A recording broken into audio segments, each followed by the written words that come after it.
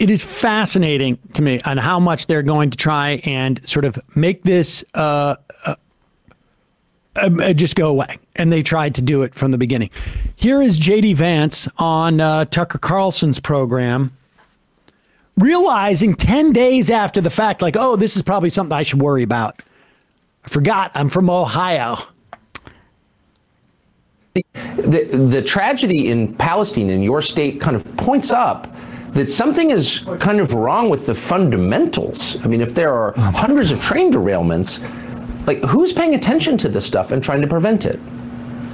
Well, Tucker, we've had hundreds of train derailments after we spent over $1 trillion on infrastructure in this country. So the fact that this isn't getting obviously better is a major indictment of the people spending the money and what they're spending the money on. Now, we know if you listen to Secretary Buttigieg today, that they are focused more on whether we have too many white men in construction jobs than he is on the fundamentals of his job, which is ensuring we have a viable transportation infrastructure in this country. And unfortunately, my constituents in East Palestine have been some of the main victims of the fact that we have failing infrastructure in our country, again, after spending tons of money in an effort to actually fix it. So the problem we have, Tucker, is that we are ruled by unserious people who are worried about fake problems instead of the real fact that our country is falling apart in some of the most important ways.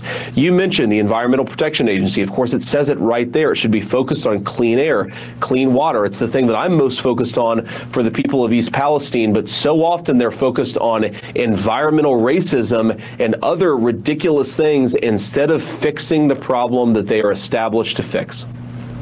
You got elected to the Senate in part because you said, look, the people that I grew up with, in your case, literally that you grew up with and are related to, are dying of drugs, and no one in Washington seems to care. This seems a corollary to that. They talk a lot about the environment and environmental racism, but this seems like an actual environmental disaster. I don't detect any urgency from the EPA or from Washington at all. Is it because these are not their voters? I think that's a big part of it. I think that the entire country... Let me just remind you at this point, FEMA cannot go in until they are asked by the local politicians, by the governor of Ohio. Period. End of story. I mean, I don't, we'll take this whole thing in a moment because I don't think this is actually terribly good for them. I don't think this is going to work in the way they think it's going to work, but continue. Of drugs, and no one in Washington seems to care. This seems a corollary to that. They talk a lot about the environment and environmental racism, but this seems like an actual environmental disaster. I don't detect any urgency from the EPA or from Washington at all. Is it because these are not their voters? I think that's a big part of it. I think that the entire country, the media complex, the leaders of this country have decided to disregard the people of East Palestine. If you look at the way that this story has been covered, if it's been covered at all, it's about how, you know, there are poor people in East Palestine who have been victimized by this disaster. Well, of course, that's true. But you want journalists asking tough questions about what's going on. You want to know, for example, what level of vinyl chloride is actually acceptable in the water. I've been trying to get an answer to that question for days. I haven't been able to get an answer to it. Why is vinyl chloride showing up in the Ohio River in West Virginia and Cincinnati, hundreds of miles away from where this accident took place? There are a lot of questions, and we don't, unfortunately, have a media that's actually interested in asking those questions and answering them.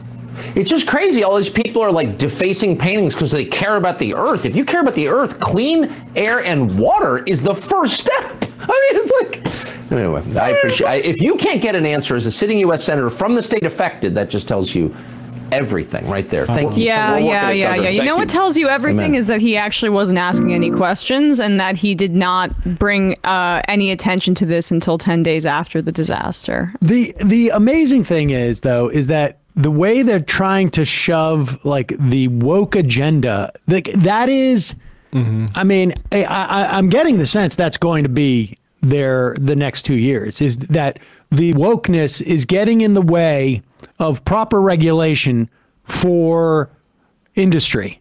And my response to that is, let's see if we can do both, which I know we can, right? I mean, this is why I don't think this is going to be terribly effective for them.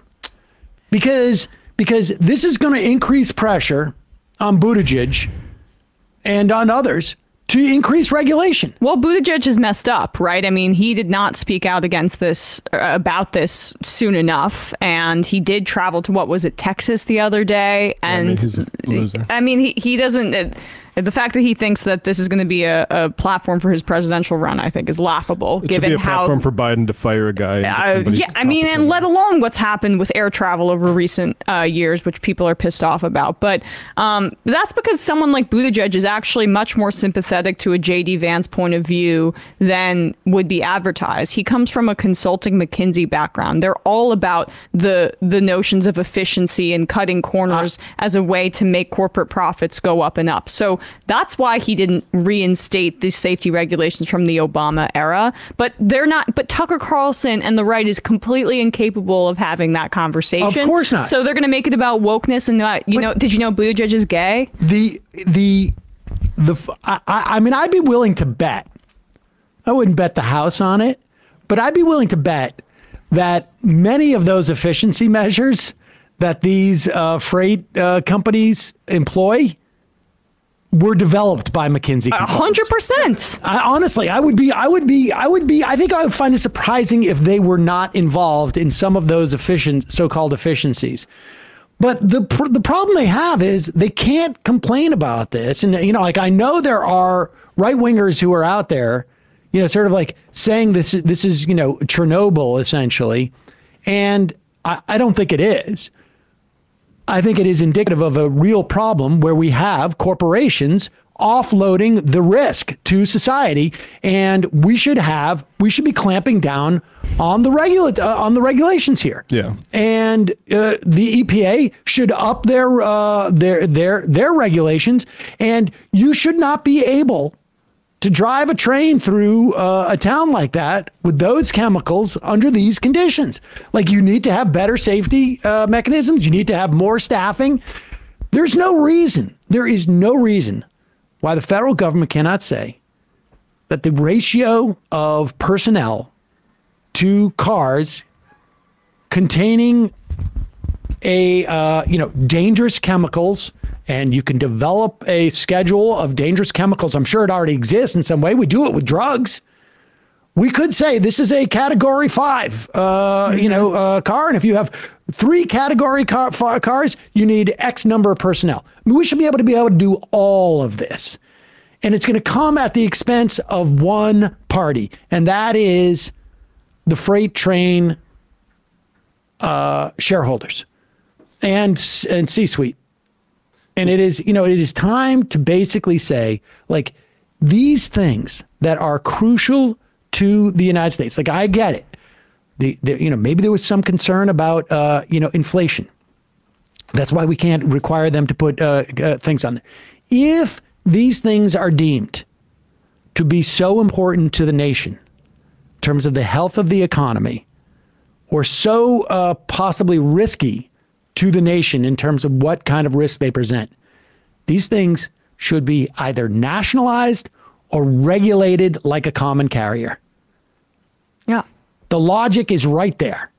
And the opportunity should be taken, because they can try and argue that it's wokeness that is preventing this type of regulation from being applied to these things. But that is going to resonate with a very narrow slice of the population. It's not insignificant, but maybe 35% of the people out there are going to be like, it's true, we're not getting protected from the corporations because of wokeness. Well, this is an opportunity for this administration to step in and say, like, we're going to protect you from the corporations, despite the fact that we're also, not in favor of racism. Right. Yeah. I mean, the wokeness is getting in the way. Like, it's actually anti-wokeness being used as a cudgel or as an obscurant for the real problem. And the border opioid issue is a perfect one, that these two crocodiles trying to, like, fake cry, acting like they care at all about that. I don't believe JD Vance gives a shit about anybody in his life that died from opioids, because if he did, he would would know that the vast majority of these things are coming through ports of entry, not through mules in the desert. And so when you actually focus on the sort of like coyotes and all that stuff, you're obscuring the real issue in a way that I find extremely suspicious, and probably covers for those agencies like Border Patrol that are allowing some of this stuff through. So like, I don't care. I don't think like all these guys pretending like they care about this stuff is just really difficult to stomach.